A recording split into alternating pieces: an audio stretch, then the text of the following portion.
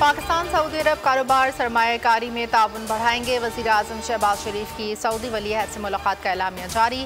दोनों रहनुमाओं का पाकिस्तान में $5 अरब के लिए नए सऊदी सरमायाकारी पैकेज के पहले फेज को जल्द तकमील का अज़म। मुलाकात में गजा की सूरत हाल पर इजहार तशवीश।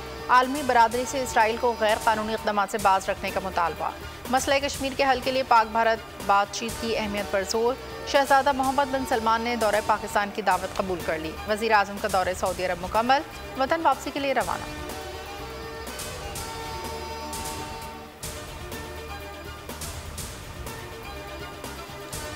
वज़ीर आज़म शहबाज शरीफ ने उम्रे की सआदत हासिल कर ली। वज़ीर आला पंजाब मरियम नवाज, वफाकी वज़ीर साकदार मोहम्मद औरंगज़ेब, ख्वाजा आसिफ और दीगर ने भी उम्रा अदा किया। शहबाज शरीफ ने मगरिब की नमाज सऊदी वली अहद शहजादा मोहम्मद बिन सलमान के साथ अदा की। क़यामुल लैल और दुआ में भी शिरकत की।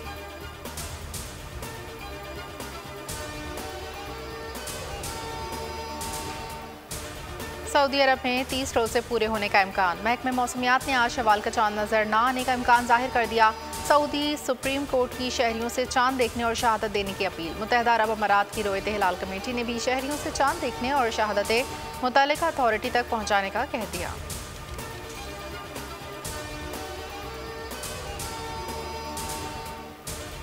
पाकिस्तान में ईद उल फितर कब होगी, फैसले के लिए मरकजी रोयत हिलाल कमेटी कल शाम सर जोड़ेगी।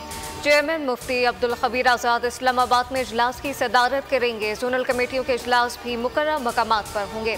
महकमा मौसमियात ने कल शवाल का चांद नजर आने का इम्कान जाहिर कर दिया। माहिरीन के मुताबिक चांद की पैदाइश आज रात 11:21 पर होगी। ग़ुरूब आफ्ताब के वक्त चांद की उम्र 19 से 20 घंटे और रुयत का दौरानिया 50 मिनट से ज़ायद होगा। कल मुल्क के ज़्यादातर इलाकों में मतला साफ होने की तवक्को।